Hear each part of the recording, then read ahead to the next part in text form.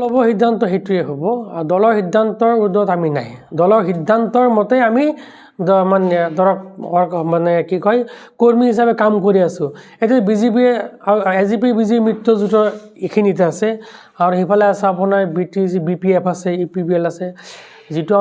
NDA চৰকাৰ গতিকে NDA চৰকাৰখনে বা এই মিত্ৰজোঁট দলটোৱে যিটো সিদ্ধান্ত ল'ব আমি সেই সিদ্ধান্ত আমি কৰ্মীহে আমি সেই সিদ্ধান্ত মতে আমি কাম কৰি যাম ৰাইজৰ ওচৰলৈ যাম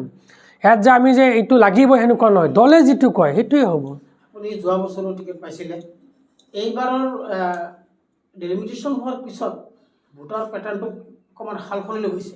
92 যদি টিকেট পায় কিমান আশাবাদী আপুনি মানে কি জানে কথাটো হৈছে কি যে মানে এভৰি টাইম মাষ্ট চেঞ্জ এটা কথা আছে বুজিছে গতিকে যিকোনো বস্তু চেঞ্জ হোৱাটো হ'ব লাগে এতিয়া কি হৈছে চাওক মানুহবিলাকে একে জেগাত নাই নহয় একে ধৰণৰ জ্ঞান নাই নহয় জ্ঞান প্ৰসাৰ হৈছে দেশৰ উন্নয়নৰ লগত সিহঁতৰ মানে এতিয়া খাপ খাই চলিব বিচাৰি আছে এতিয়া আগত কি আছিল আমাৰ বিশেষকৈ সংখ্যালঘু অধ্যুষিত অঞ্চলৰ ৰাস্তা ঘাট একেবাৰে বেয়া আছিল ল'ৰা ছোৱালী দীক্ষাৰ প্ৰতি কম আছিল কিন্তু এইকেইদিন কি হৈছে ৰাস্তা ঘাট কিমান ৰাস্তা হৈছে ল'ৰা ছোৱালী শিক্ষিত হৈছে চাকৰি পাইছে গতিকে সিহঁতে বুজি পাইছেতো যে চৰকাৰ কাৰ আহিব কোনে আমাৰ ভাল কাম কৰি আছে গতিকে সেই জ্ঞানটোতো অন্তত আছে গতিকে এইবাৰ ৰাইজে কি হৈছে বিজেপি আৰু এজিপি আপোনাক বিজেপি আৰু এজিপিৰ কথাটো আপোনাক কৈ আছোঁ চাওক এটা সময়ত এজিপি বুলি ক'লে মানে মুছলিম মানুহে কৈছিল মাইনৰিটি মানুহে কৈছিল যে এই ওচৰত নাযাবা এই গল কটা দল হয় ডিঙি কটা দল বুলি কৈছিল হয়নে কিন্তু নেক্সট ইয়েৰতে কিমানজন দি দিলে বিধায়ক তাৰ পিছৰ পৰাতো একেৰাহি আছে গতিকে হয় আমাৰ ধৰক বিজেপি দলটোত সংখ্যালঘু প্ৰথম বছৰত এজন বিধায়ক আহিছিলে যোৱা বছৰ কিবা কাৰণত নাহিল কিন্তু এইবাৰ আহিব আপুনি চাব এইবাৰ ৰাইজে কিন্তু বুজি পাইছেতো গতিকে এইবাৰ আমাৰ মিত্ৰজোঁটৰ যাকে দিয়ে এজন বিধায়ক চামাগুৰিৰ পৰা পাব অভিযোগ উত্থাপিত হৈছে ক্ষেত্ৰত আমাৰ হাতত কোনো তথ্য নাই যদি মিত্ৰজোঁট থাকিলেহেঁতেন ARDF টিকেট কিয় দিব ARDF টিকেট নিদিলেহেঁতেন সেইটো আমি একো নাজানো আমাৰ হাতত কোনো তথ্য নাই এয়া বিয়াকৈ ক'ব নোৱাৰোঁ আপুনি যদি টিকেট পায় কাৰ লগত খেলা হ'ব চাওক আমি সচৰাচৰ কি হয় মাইনৰিটি অঞ্চলবিলাকত কি হয় মানে কংগ্ৰেছৰ লগতো সচৰাচৰ হেৰিটো হয় কিন্তু কেনেকুৱা হৈ যাব আছে কংগ্ৰেছ ফেক্টৰ নহ'ব পাৰে কাৰণ আপোনালোকে জানে ৰূপহীত শ্বৰীফা বেগম মিনিষ্টাৰ আছিলে নেক্সট ইয়াৰত কংগ্ৰেছৰ হেৰি হৈছিল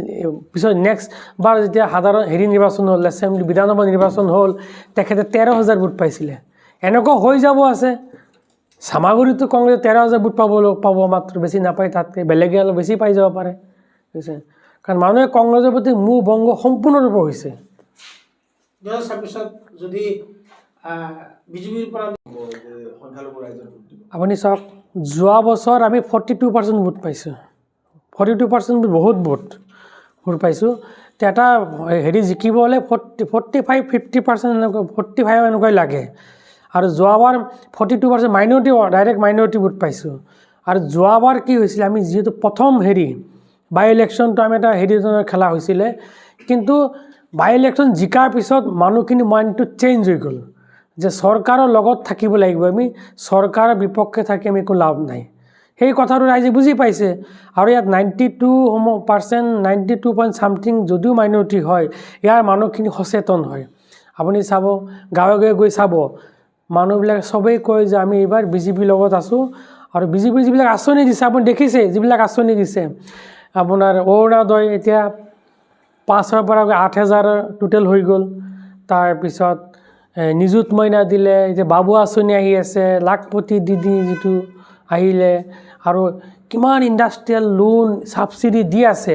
গতিকে এই চৰকাৰখনে যিবিলাক কাম কৰি আছে ৰাইজ মানে জনসাধাৰণ সন্তুষ্ট গতিকে এইবাৰ সেই সন্তুষ্ট মানে কি চৰকাৰক ছাপোৰ্ট কৰা দলক ছাপোৰ্ট কৰা গতিকে এইবাৰ ৰাইজে বিজেপিক ভোট দিবই আৰু চামাগুৰিৰ পৰা আপোনাৰ বিজেপিৰ এজন বিধায়ক জয়ী হ'ব যদি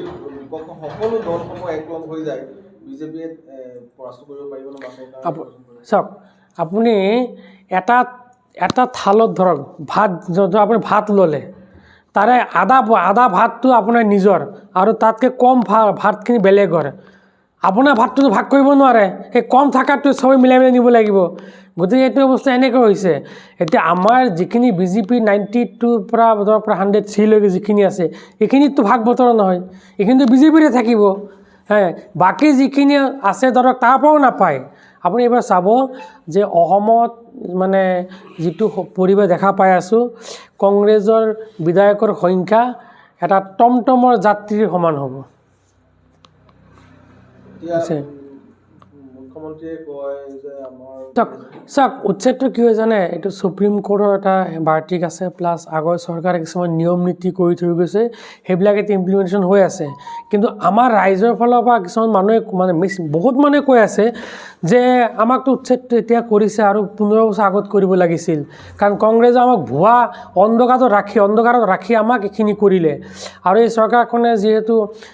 ধৰক যিকোনো কাম আইনমতে কৰি আছে, আৰু চাকৰি বাকৰিৰ ক্ষেত্ৰতে কওক, বহুত মাইনৰিটি সংখ্যালঘু ল'ৰা ছোৱালী পইচা নোহোৱাকৈ চাকৰি পাইছে। তেওঁলোকে কৈছে, সিহঁতেই কয় এতিয়া যে সেই চৰকাৰটো অথচ কংগ্ৰেছক ভোট দি আহিছিলে, চাকৰি পাইছে BJPৰ দিনত। কৈছে মই BJPৰ এজন সক্ৰিয় মানে কংগ্ৰেছৰ সক্ৰিয় কৰ্মী, কিন্তু মোৰ ল'ৰাই চাকৰি পাইছে। গতিকে এই নিয়মটো আৰু 15 বছৰ আগৰ পৰা হ'ব লাগিছিল, আমাৰ দেৰিয়ে হ'ল। কাৰণ চাওক, যিকোনো মানুহ এজন দেশত থাকিব হ'লে বা নিজৰ ঘৰখনক বনাব হ'লে, ঘৰখনৰ কিবা এটা কৰিব হ'লে, প্ৰথমে এই ঘৰখন নিজৰ স্থায়িত্বতা লাগিব। যদি ঘৰখনত স্থায়ী নাথাকে, তেনেহ'লে আপুনি এইখনত সদায় অশান্তি হৈ থাকিব। যেনেকৈ কংগ্ৰেছে কি কৰিছিল, কংগ্ৰেছৰ এজন বিধায়কে মোৰ লগত কিবা কাৰণত কথা পতা হৈছিল, হোৱাৰ পিছত মানে তেখেত BJPলৈ আহিলে, অহাৰ পিছত মোৰ লগত এদিন লগ হৈ কৈছিল যে কংগ্ৰেছৰ কিছুমান পলিচি যে মাইনৰিটি মানুহক কোনো বস্তুতে স্থায়িত্ব দিব নালাগে, কাৰণ স্থায়িত্ব দিলে চালাক হৈ যাব, শিক্ষিত হৈ যাব, তেতিয়া আমাৰ লগত নাথাকে। গতিকে সিহঁতক সদায় সন্দেহত ৰাখিব লাগিব, সন্দেহত ৰাখি আমি মানে বেলেগক দি কি মানে হেৰি কৰাই পেলাই মানে সিহঁতক মানে বিপদে নি পেলাই আমি সিহঁতক লগত থিয় হৈ দেখাই দিম যে আমি আছোঁ। সেনেকৈ ভয় দেখাই পেলাই ভোটবিলাক ল'ব লাগিব। সিহঁতৰ সেইটো হেৰি আছিল, যেনেকৈ সাপ হৈ খুটে বেজ হৈ জাৰা পদ্ধতি সিহঁতৰ আছিল। প্ৰথমে মই সৰ্বগাঁও প্ৰেছ ক্লাবৰ সমূহ সদস্যক নতুন বছৰৰ শুভেচ্ছা জনালোঁ। তেখেতক নতুন বছৰটো সুখময় হওক আৰু মনে বিচৰা ধৰণে ৰাইজৰ সমস্যাবিলাক মানে দাঙি ধৰাত সুবিধা হওক, তাৰে কামনা কৰিছোঁ। এতিয়া আপুনি কৈছে যে BJP মানে চৰকাৰৰ কথাটো কৈছে, যে এতিয়া চাওক, আমাৰ চৰকাৰখন যোৱা 10টা বছৰে অসমত ৰাইজৰ সেৱাৰ্থে কাম কৰি আহিছে।